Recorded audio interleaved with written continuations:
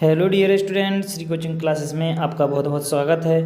आज इस वीडियो में हम आपको लेकर आए हैं कक्षा 11वीं का अध्याय 12, जिसका नाम है कार्बनिक रसायन एवं मूलभूत सिद्धांत एवं तकनीकें। तो आज के इस वीडियो का हमारा जो पहला प्रश्न है बच्चों, वो है मुक्त मूलक से आप क्या समझते हो और मुक्त मूलक के लक्षण लिखिए, और मुक्त मूलक में कौन कौन सी अभिक्रियाएँ देते हैं और उनके नाम लिखिए।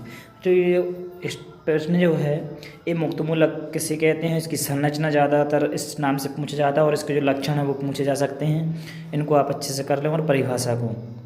तो चलिए हम समझते हैं मुक्त मूलक क्या होता है। बच्चों यहाँ पर आपको बता दें कि अगर आप चैनल पर नए हैं तो चैनल को सब्सक्राइब ज़रूर कर लें, और इस चैनल को आप जो है इस वीडियो को ज़्यादा से ज़्यादा शेयर करें, जिससे आपके साथियों को और सभी विद्यार्थियों को इसका लाभ प्राप्त हो सके। देखिए मुक्त मूलक बच्चों यहाँ पर क्या होता है,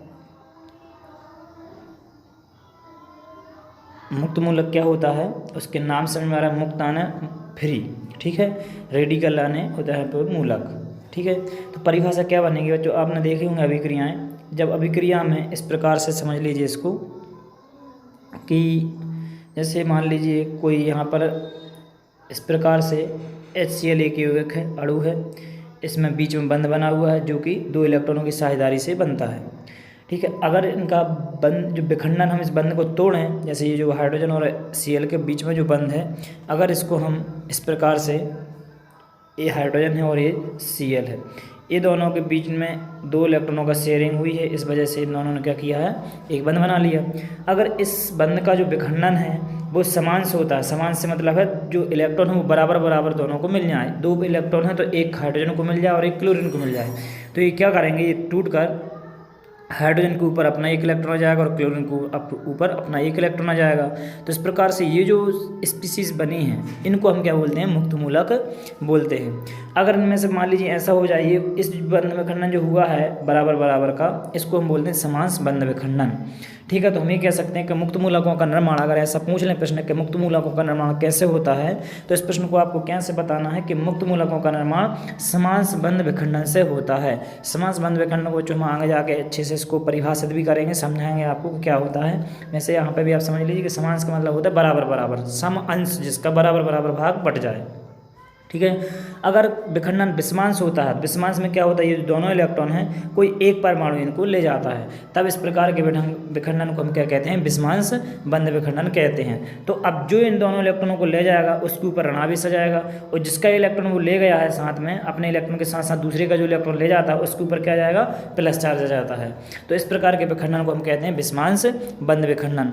अब आप बच्चों यहाँ पे समझ लीजिए, जो फ्री आपका रेडिकल है, फ्री रेडिकल की वजह से उसके ऊपर एक एक्स्ट्रा इलेक्ट्रॉन हो जाता है और वो इलेक्ट्रॉन मुक्त रहता है, जिसकी वजह से वो अणु जो इस प्रकार का होता है मुक्त मूलक, वो चाहता है कि किसी से जल्दी क्रिया करें। तो इस प्रकार का जो यौगिक जो स्पीसीज होती है वो कैसी होती हैं, क्रियाशील होती हैं और अस्थायी होती हैं, क्योंकि वो इस रूप में नहीं रह सकती, इसलिए अस्थायी मतलब किसी से क्रिया करना चाहती हैं, ठीक है। तो परिभाषा को समझते हैं इसकी।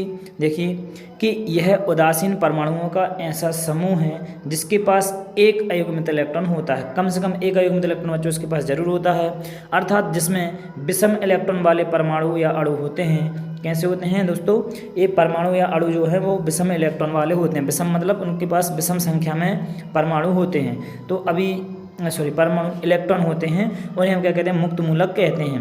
मुक्त मूलकों का निर्माण जो है समांश बंध विखंडन के द्वारा होता है, और यह उदासीन, अत्यंत क्रियाशील और अस्थायी होते हैं। तो अभी बच्चों हम यहाँ पर जो लक्षण लिखेंगे इनके दोस्तों, इनके लक्षणों में आपको आधी तो यहीं से आपको मिल जाएंगे कि यह उदासीन, अत्यंत क्रियाशील और अस्थायी होते हैं। उम्मीद है आपको अच्छे से समझ में आ गया होगा। इसके बाद आते हैं इसके एग्जाम्पल। तो इसके एग्जाम्पल है मैथिल मुक्त मूलक, जिसका सूत्र आपको बगल में कोष्टक में अगर लिखना चाहें आप, तो ये मैथिल समूह होता है CH3, और मूलक है, इसके ऊपर इलेक्ट्रॉन होगा कार्बन के ऊपर, तो यहाँ पर आपको इस प्रकार से बिंदी बना के ऐसे दर्शा देना है। तो ये मैथिल मुक्त मूलक हो गया।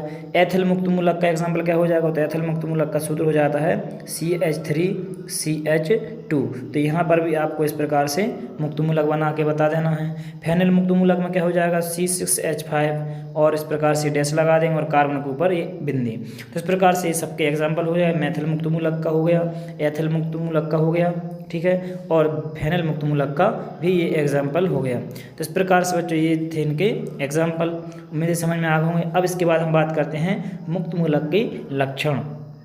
तो मुक्त मूलक के लक्षण क्या होते हैं, देखिए यहाँ पर जो हमने अभी समझा वही सब यहाँ पर आएगा। तो मुक्त मूलक में अयुग्मित इलेक्ट्रॉन युक्त कार्बन परमाणु, जो मुक्त मूलक में जो कार्बन होता है जिसके ऊपर इलेक्ट्रॉन था एक एक्स्ट्रा, वो कार्बन कैसा रहता है, sp2 संकृत अवस्था में होता है। अब ये कैसे होता है sp2 संकृत अवस्था में, तो आप देखिए यहाँ पर कार्बन जो है अधिकतम 4 बंध बना सकता है, और 4 बंध में से वो 3 तो जुड़ा रहता है किसी भी समूह से। अब मान लीजिए यहाँ पर R से जुड़ा हुआ है, ठीक है, इसके पास जो एक एक्स्ट्रा इलेक्ट्रॉन वो इसके ऊपर बचा रहता है।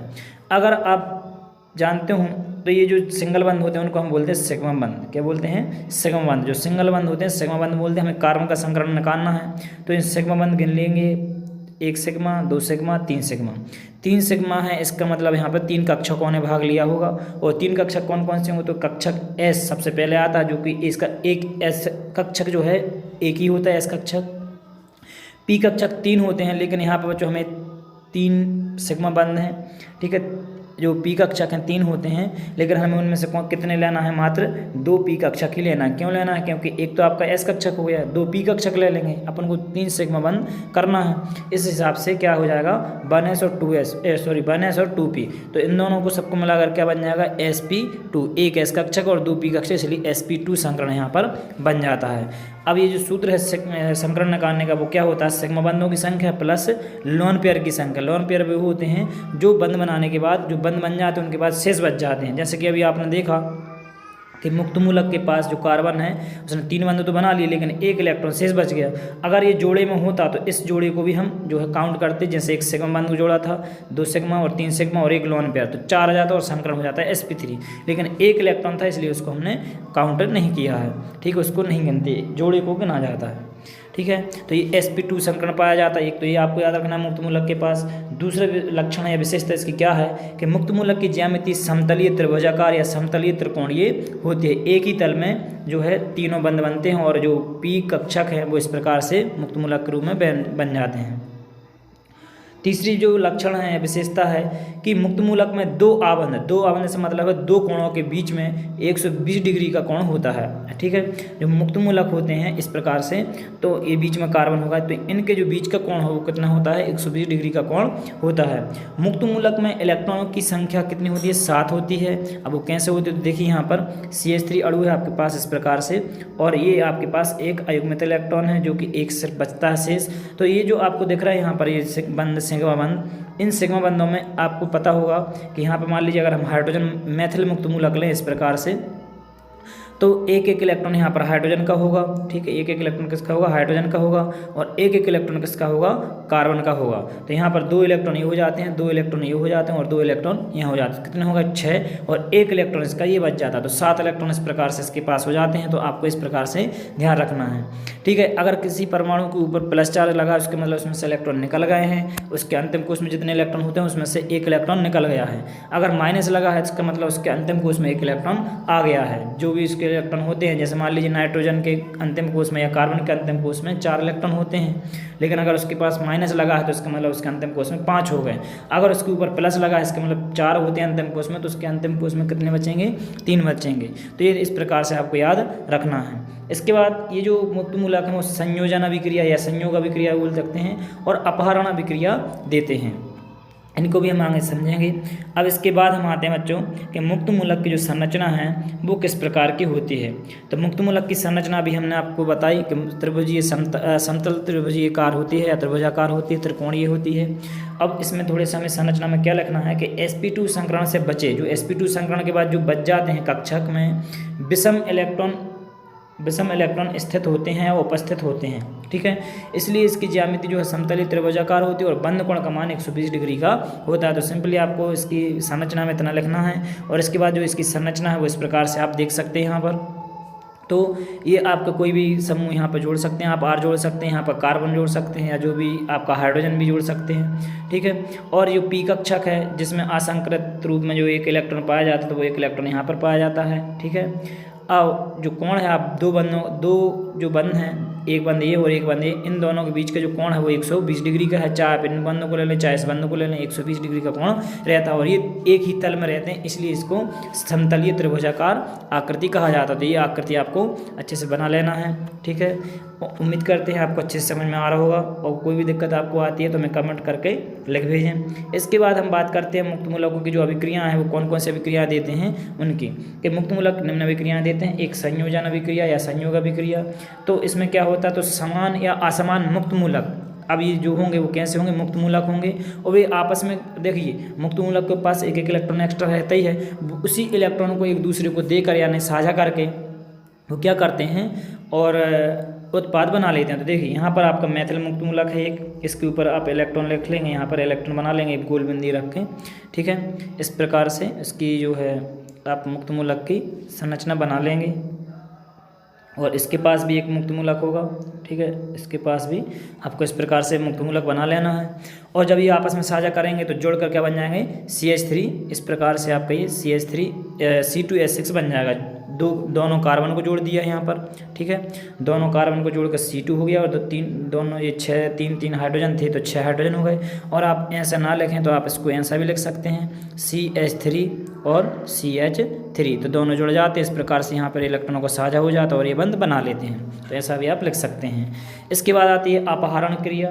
तो अपहरण में क्या होता है, तो देखिए मुक्त मूलक द्वारा किसी हाइड्रोजन युक्त यौगिक से, जिसके पास हाइड्रोजन होते हैं उस यौगिक से हाइड्रोजन ग्रहण करना अपहरण कहलाता है। मुक्त मूलक कौन है आपका, ये आपका क्लोरीन जो है मुक्त मूलक के रूप में है यहाँ पर, इसके ऊपर आप मुक्त मूलक के रूप में बिंदी बना लेंगे। तो मुक्त मूलक के रूप में यहाँ पर जो आपका हाइड्रोजन युक्त यौगिक है, इससे क्या करेगा, ये इससे एक हाइड्रोजन ग्रहण करेगा और इस प्रकार से निकल जाएगा। तो ये बन जाता है आपका CH3, और यहाँ पर ये Cl इस प्रकार से क्रिया कर लेगा, और हाइड्रोजन यहाँ पर एक ग्रहण कर लेगा, तो ये बन जाएगा HCl, ठीक है। इस प्रकार से यौगिक क्रिया कर लेगा और अभिक्रिया हो जाती है। अब इसके बाद